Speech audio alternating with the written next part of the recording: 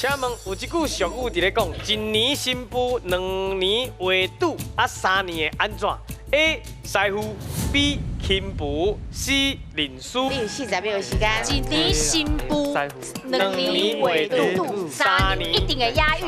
每一字都有押韵。押韵的。领书，领书、钦妇、师傅。师傅啦，因为新妇做久啊变师傅啦。新妇拄啊嫁入去啊，知影安怎煮饭啊？变大家熬成婆啊！对，媳妇熬成婆，这是3年就要变大家，哪有可能啦？无啦，应该是变师傅啦。变师傅啦。熟能生巧。因为新妇讲画2年画画赌，应该是好的代志啊，无唔可能是轻浮啊。啊，领书啥领书啊，就变结婚了，就离婚算啊。系啊，意思说3年做个领书，对啊，你敢唔去做做对啊，安尼就愈来愈进步，就是师傅，我想师傅啊，对吧？师傅，好，安尼对吼，对吼。好，你有答嘛吼？你的答是 A 师傅。好，咱来看一下，师傅对唔对？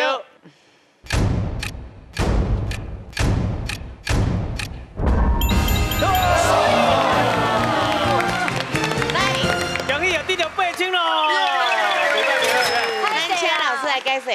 迄个2年画赌吼，迄是意思是讲，拄开始可能有一寡甲即个大家大官可能有一寡意见无共款，吼，加减的安尼讲话小拄应嘴应舌安尼啦，吼，啊，毋过过来较熟了后，就差不多要出师安尼嘿，所以就是师傅嘿，有安尼讲法啦，就敢相处的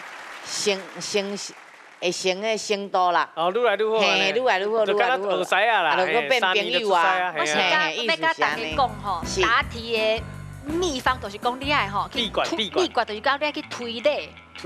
推理，嘿，安尼推理，嘿，1年、2年、3年，你安怎？无可能是轻浮嘛，还是领书嘛，一定是师傅。我即马答题的达人啊，你就是师傅啊！嘿，我算师傅啊啦。